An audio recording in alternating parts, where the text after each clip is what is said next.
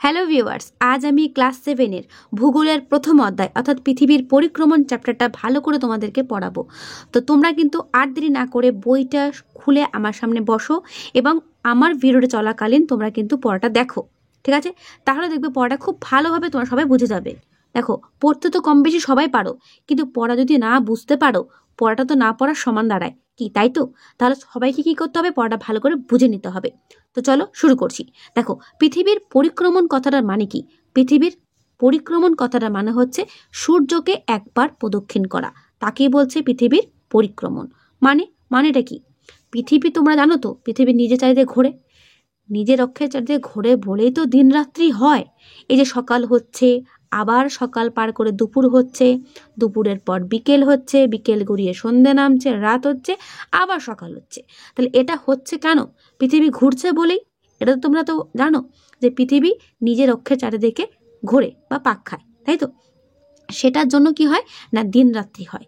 এই নিজের অক্ষের চারিদিকে পাক খেতে খেতে পৃথিবী কি করে না, সূর্যকে একবার প্রদক্ষিণ করে, মানে সূর্যকে কেন্দ্র করে সূর্যের চারিদিকে এক পাক খায়।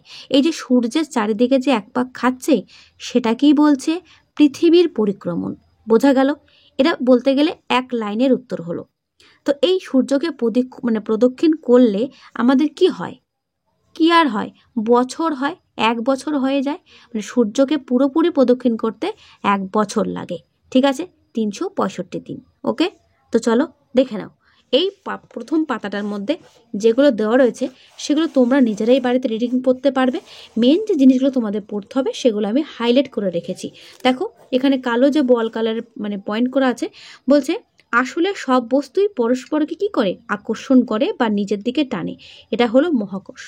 এই যে সৌরজগতে বা আমাদের পুরো বিশ্বে বলতে পারো যে মহাবিশ্বে যেটা আর কি, আকাশের দিকে প্রত্যেকটা বস্তু কি করে, প্রত্যেকটা বস্তুকে আকর্ষণ করে। না হলে কি হতো, সবাই কিন্তু পৃথিবী থেকে ছিটকে যেতাম, ঠিক আছে? পৃথিবী বলো, বাকি অন্যান্য গ্রহগুলো বলো, প্রত্যেকটা কি করছে, আকর্ষণ করছে। এই আকর্ষণটাকেই বলা হচ্ছে মহাকর্ষ, ঠিক আছে? যদি প্রশ্ন আসে মহাকর্ষ কি, তাহলে লিখবে যে প্রত্যেকটা বস্তু কি করে, আকর্ষণ করে বা নিজের দিকে টানে, এটাকেই বলা হচ্ছে মহাকর্ষ, ঠিক আছে? তার নিচে চলে এসো। পৃথিবী তুলনায় সূর্য কত গুণ বড়? পৃথিবীর তুলনায় সূর্য 13 লক্ষ গুণ বড়। এটা কিন্তু পরীক্ষায় আসে, ঠিক আছে? যে সমস্ত তথ্যগুলো তোমাদের পরীক্ষাতে আসে সেগুলো স্টার করে রাখবে। যেরকম এই পয়েন্টটা, যে সূর্যের থেকে পৃথিবীর থেকে সূর্য কত বড়, সেটা হচ্ছে 13 লক্ষ গুণ বড়। ওকে, সূর্যের আকৃতি। এখানে দেখো, তার পরের পাতা একটা সুন্দর গল্পের মাধ্যমে তোমাদেরকে বোঝানোর চেষ্টা করছে যে সূর্য মাঝখানে কেন্দ্র থেকে সমস্ত গ্রহগুলো ঘুরে যাচ্ছে, কেউ ছিটকে যাচ্ছে না। সেটা কিসের জন্য হচ্ছে সেটা এখানে সুন্দর করে গল্পের আকারে দেওয়া আছে। একটা খুঁটিকে যদি কেন্দ্র করে দড়ি বেঁধে যদি ঘোরা হয়, খুঁটিটা কিন্তু স্থির থাকবে, বাকি সমস্ত কিছু কিন্তু ঘুরতে থাকবে। তো সেরকম পৃথিবীর পুরো গ্রহের ক্ষেত্রেও মাঝখানে সূর্যকে কেন্দ্র করে সমস্ত গ্রহ, আমাদের জানোই আমরা 8টি গ্রহ, আমাদের সেই 8টি গ্রহগুলো কি করে না, সূর্যকে কেন্দ্র করে পাক খেতে থাকে। বোঝা গেল? তো এই গল্পটা তোমরা নিজেরা বাড়িতে পড়বে। যদি কোনো সমস্যা হয় অবশ্যই আমায় কমেন্টে জানাবে, ঠিক আছে? তো দেখো, সেখানে এটাই বলা আছে যে মহাকাশে এরকমই একটা ঘটনা ঘটে, সেটা হচ্ছে সূর্য। এই যেখানে খুঁটি দেখাচ্ছে ছবিতে, খুঁটিটা হচ্ছে মহাকাশে সূর্য, আর আমরা হচ্ছি গ্রহ। তার মধ্যে আমরা যেটা থাকি তার নাম হচ্ছে পৃথিবী, তাই তো? তো বোঝাচ্ছে যে পৃথিবী যদি এক জায়গায় স্থির থাকতো তাহলে সূর্যের টানে সোজা গিয়ে পড়তো সূর্যের ওপরে, তাই না? যদি স্থির থাকে, এই খুঁটিটা যদি টান দিয়ে তার দিকে নেওয়ার চেষ্টা করে, তাহলে এই ব্যক্তিটি পুরো খুঁটির ওপর গিয়ে পড়বে, সেটাই বলছে। যদি এরা ঘুরতে থাকে তাহলে তো টানলেও তো খুঁটির দিকে কেউ আসবে না, কারণ এটা তো এক লেভেলে ঘুরতে থাকবে। বুঝতে পারছো তো? তো বলছে কিন্তু সৃষ্টির সময় পৃথিবী সূর্য থেকে কিছুটা দূরে সরে যায়। যখন পৃথিবীর সৃষ্টি হয় তখন কি হয়, সূর্য থেকে একটু দূরে সরে যায়। এর আগে একটা কথা বলতে হবে যে পৃথিবীর সৃষ্টি কোথা থেকে হয়। পৃথিবীর সৃষ্টি কিন্তু সূর্য থেকেই হয়, এটা মাথায় রেখো। আর তারপর থেকেই কোটি কোটি বছর ধরে সূর্যের আকর্ষণে পৃথিবী সূর্যের চারিদিকে ঘুরছে। মহাকাশের এই নিয়ম মেনে চাঁদও ঘুরছে পৃথিবীর চারিদিকে, আর সূর্য সৌরজগতের সব গ্রহ উপগ্রহ সমেত আমাদের ছায়াপথ আকাশগঙ্গার কেন্দ্রের চারিদিকে ঘুরছে। বোঝা গেল? আকাশগঙ্গা, যেটা ছায়াপথের নাম। ওকে, মনে রাখবে ছায়াপথটির নাম কি? ছায়াপথটির নাম হচ্ছে আকাশগঙ্গা বা মিল্কি ওয়ে। ওকে, ইংলিশে মিল্কি ওয়ে বলা হয়। তো এই হচ্ছে ছবিটা, এ দেখো মাঝখানে সূর্য আর বাকি গ্রহগুলো সূর্যকে কেন্দ্র করে ঘুরছে। ওকে, এরপর চলে এসো তার পরের পাতায় মেন পার্ট, পৃথিবীর পরিক্রমণ গতি বা বার্ষিক গতি।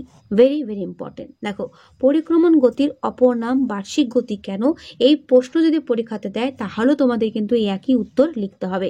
ঠিক আছে, দেখো পৃথিবী শুধুই সূর্যের চারিদিকে ঘোরে না, লাট্টুর মতো পাক খেতে খেতে ঘোরে। বোঝা গেল? নিজের অক্ষের চারিদিকে এক পাক ঘুরতে বা আবর্তন করতে পৃথিবীর যেটা সময় লাগে সেটা হচ্ছে 24 ঘন্টা, তাই তো? তাহলে যে কল্পিত রেখার চারিদিকে পৃথিবী আবর্তন করে সেটাই হচ্ছে পৃথিবীর অক্ষ। অক্ষ কোনটা? এটা একটা কল্পনা করা হয়েছে রেখাটাকে। পৃথিবী তো গোল হয়ে ঘুরছে, গোল হয়ে ঘোরার সময় নিশ্চয়ই মিডিলে একটা অক্ষ কল্পনা করা যায়, যে একটা অক্ষ স্থির রেখে সেইভাবেই ও একভাবে পাক খেয়ে যাচ্ছে। তো যেইটা কল্পনা করা হয় সেটাই হচ্ছে ওর অক্ষ। বোঝা গেল? অক্ষটা হয় মাঝ বরাবর, এটা কিন্তু একটা কল্পিত রেখা। তো পৃথিবীর অক্ষ কাকে বলে এটা কিন্তু পড়বে। দেখো আমি স্টার করে রেখেছি, হাইলাইট করে মার্ক করে রেখেছি। তারপর দেখো, পৃথিবীর যে দুটি প্রান্তে এই কল্পিত অক্ষ দুটো বেরিয়ে থাকার কথা, সেই প্রান্ত দুটি হলো মেরু, অর্থাৎ এটা হচ্ছে একটা মেরু, ওপরে ওটা একটা হচ্ছে একটা মেরু। তাহলে ওপরের মেরুকে কি বলবো? উত্তর মেরু।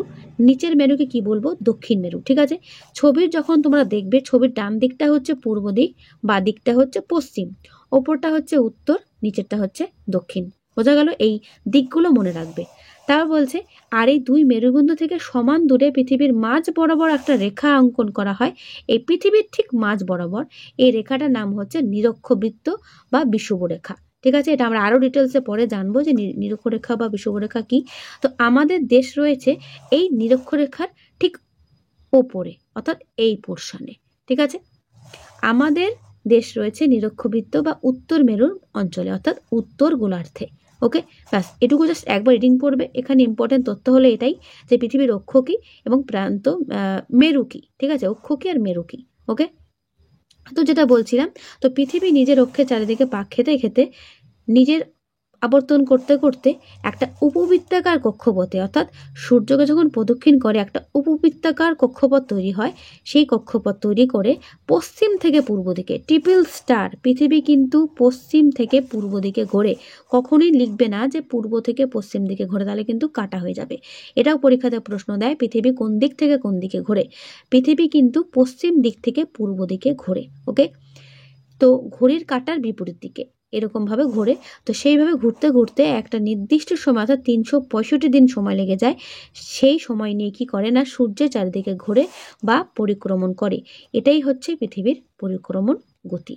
বোঝা গেল? তাহলে বার্ষিক গতি বা পরিক্রমণ গতির বেগ সেকেন্ডে কতটা থাকে? প্রায় 30 কিলোমিটার।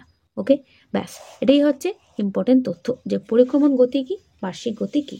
তো বার্ষিক গতি, পরিক্রমণ গতির অপর নাম বার্ষিক গতি কেন, সেটা যদি তোমরা বলতে চাও তাহলে তোমাদের কি বলতে হবে না, এই পরিক্রমণ গতির ফলেই কিন্তু 1 বছর নির্ধারিত হয়, বা পরিক্রমণ গতি সময়টা লাগে প্রায় 1 বছর, সেই জন্য এই গতির অপর নাম বার্ষিক গতি।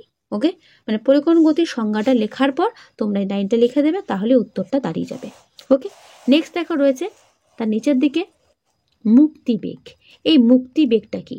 দেখো, আমরা যখন কোনো কিছু নিচ থেকে উপরের দিকে ছুঁড়ি তখন তো এটা বেগে ছুঁড়ি। তো এখানে বলা হচ্ছে যে যখন পৃথিবী থেকে কোনো বস্তু জোরে ছোড়া হয় তখন কিন্তু আবার পৃথিবীর গায়ে পড়ে আসে। মানে ওপর থেকে কোনো জিনিস তোমরা ছুঁড়ে বাড়িতে নিজেরাও প্র্যাকটিস করতে পারো, পরীক্ষা করে দেখতে পারো, যে একটা কোনো কিছু যদি উপরের দিকে ছোড়ো সেটা কি হয়, পৃথিবীর আকর্ষণে নিচের দিকে নেমে আসে বা মাটিতে পড়ে। কিন্তু এই যে রকেটগুলো বলতে পারো, সেগুলো তো পৃথিবী থেকেই উপরের দিকে উঠছে, তাহলে তারা কি করে পৃথিবীর বাইরে বেরিয়ে যাচ্ছে, তারা কেন পৃথিবীর মধ্যে আবার পড়ে যাচ্ছে না? তো সেই যে বেগটা, যে বেগটা দিয়ে ওটাকে আর কি ছাড়া হয় যে রকেটকে, সেই বেগটা হচ্ছে মুক্তিবেগ। অর্থাৎ এই বেগটা দিয়ে ছুড়লে বা পাঠালে কোনো কিছু, সেটা পৃথিবীর বাইরে বেরিয়ে যায় আর পৃথিবীতে ফিরে আসবে না। সেটা কত না 11.2 কিমি পার 2 কিমি পার সেকেন্ড। ঠিক আছে, মানে প্রতি সেকেন্ডে। ঠিক আছে, এটা হচ্ছে তার গতিবেগ। এই গতিবেগটা হচ্ছে মুক্তিবেগ, অর্থাৎ সেটা নিচের দিকে পড়বে না, পুরো মহাশূন্যে পৃথিবীর চারিদিকে ঘুরতে থাকবে। ওকে, আর রকেটের মাধ্যমে কৃত্রিম উপগ্রহ উৎক্ষেপণ করাটা হচ্ছে এই মুক্তিবেগের মাধ্যমেই করা হয়। বোঝা গেল? এটা মাথায় রাখবে। তাহলে মুক্তিবেগটা কি? মুক্তিবেগটা হচ্ছে সেই বেগ যেই বেগের মাধ্যমে কোনো বস্তু পৃথিবীর বাইরে ছোড়া হয় বা পৃথিবীর বাইরে ছাড়া হয়। ঠিক আছে, এই মুক্তিবেগের মান কত? 11.2 কিমি। এই পুরো জিনিসটা ভালো করে নোট করে রাখবে। ওকে, আমি বইয়ের যে সমস্ত জায়গাগুলো তোমাদেরকে আমি দাগিয়ে রেখেছি বা হাইলাইট করে রেখেছি, তোমরা কিন্তু তোমাদের টেক্সট বইতে ঠিক এই পয়েন্টগুলো দাগিয়ে রাখবে। তাহলে দেখবে এই প্রশ্নগুলোই তোমাদের পরীক্ষাতে কমন পেয়ে যাবে। এক্সট্রা আর কোনো হেল্পার বই পড়ার প্রয়োজন হবে না। তো তার পরের পাতে চলে এসো। পৃথিবীর একটা কক্ষপথে একটা উপবৃত্তটা পথ হয়। একটু আগে আমরা পড়লাম যে পৃথিবীর পরিক্রমার সময় একটা উপবৃত্তাকার পথে পৃথিবী কি করে? সূর্যকে প্রদক্ষিণ করে। তো উপবৃত্তাকারটা কিরকম? ঠিক এরকম দেখতে। ছবিটা তোমরা বাড়িতে এঁকে প্র্যাকটিসও করতে পারো। আর যখন এই পরিক্রমণ গতি সংজ্ঞাটা লিখবে, যদি পাশে ছবিটা এঁকে দাও, নম্বর আরও বেশি পাবে, ভালো পাবে, এবং এক্সামিন তোমাদের যে স্যার স্কুলের তারা খুব খুশি হবে। ঠিক আছে? তো দেখো, পৃথিবী প্রায় 15 কোটি কিমি দূর থেকে, তাহলে সূর্য থেকে পৃথিবীর দূরত্ব কত? 15 কোটি কিমি, তাই তো? তো সেই দূর থেকে সূর্যকে কি করে? প্রদক্ষিণ করে, অর্থাৎ ঘোরে। এই দূরত্বটা হচ্ছে মোটামুটি 15 কোটি কিমি। প্রায় বলা আছে, প্রায় লিখবে, ঠিক আছে? প্রায় 15 কোটি কিমি। পৃথিবী যে পথে সূর্যকে প্রদক্ষিণ করে সেই পথটার নামই হচ্ছে কক্ষপথ। আর এই কক্ষপথটা যে কাল্পনিক সমতলে অবস্থিত, এটাই নাম হচ্ছে কক্ষতল। ওকে, আর এই কক্ষপথটাই কিন্তু কিরকম দেখতে? উপবৃত্তাকার। ওকে, এবার দেখো একটা বক্সে কি লেখা আছে? বিজ্ঞানী কোপার্নিকাসের সময় থেকে জানা যায় যে বিভিন্ন গ্রহগুলো সূর্যের চারিদিকে ঘোরে। তাহলে প্রশ্ন আসতে পারে, সূর্যের চারিদিকে যে গ্রহগুলো ঘোরে, গ্রহগুলো যে ঘোরে, এই তথ্যটা কে দিয়েছিল? দিয়েছিল কোপার্নিকাস। আর এই গ্রহগুলো যে ঠিক কিভাবে ঘোরে সেই সম্পর্কে বিজ্ঞানী কেপলার প্রথম গ্রহদের গতি সংক্রান্ত একটি সূত্র প্রণয়ন করেন। 3টে সূত্র, ঠিক আছে? তো কেপলারের প্রথম সূত্রে কি বলা ছিল? না, প্রতিটি গ্রহ উপবৃত্তাকার কক্ষপথে সূর্যকে প্রদক্ষিণ করে এবং সূর্য ওই উপবৃত্তের একটি ফোকাসে থাকে, অর্থাৎ মাঝখানে থাকে। বোঝা গেল? তাহলে এই কথাটা কে বলেছিল? প্রশ্ন আসতে পারে, ট্রিপল স্টার করে রাখবে। সেটা হচ্ছে বিজ্ঞানী কেপলার। ওকে, আর গ্রহগুলো যে সূর্যের চারিদিকে ঘোরে, এ কথাটা কে বলেছিল? এটা বলেছিল কোপার্নিকাস। ওকে, ব্যাস, এই তথ্যগুলো আপডেট পুরোপুরি দাগিয়ে রাখবে। তো আজকের পড়াটা তোমাদেরকে আমি এটুকুই পড়ালাম। নেক্সট ভিডিওতে আমি পরের পড়া থেকে পড়িয়ে দেবো, ঠিক আছে? অর্থাৎ পার্ট 2-তে। তো ভিডিওটা কেমন লাগলো, পড়াগুলো কেমন বুঝতে পারছো, সেটা অবশ্যই আমায় কমেন্টে জানাবে। আর যদি ভালো লেগে থাকে, যত পারো বন্ধুদেরকে শেয়ার করে দিও। ওকে, আর নেক্সট ভিডিওগুলো পাওয়ার জন্য যদি নতুন হয়ে থাকো, অবশ্যই চ্যানেলে সাবস্ক্রাইব করে বেল আইকনটা ক্লিক করে অল বাটনটা ক্লিক করে রাখবে। তাহলে কি হবে? নেক্সট ভিডিওগুলো পরপর পেয়ে যাবে। ঠিক আছে? তো আজকে দেখা হবে নেক্সট ভিডিওতে। ভালো থেকো সবাই, আর অবশ্যই ভালো করে পড়ো।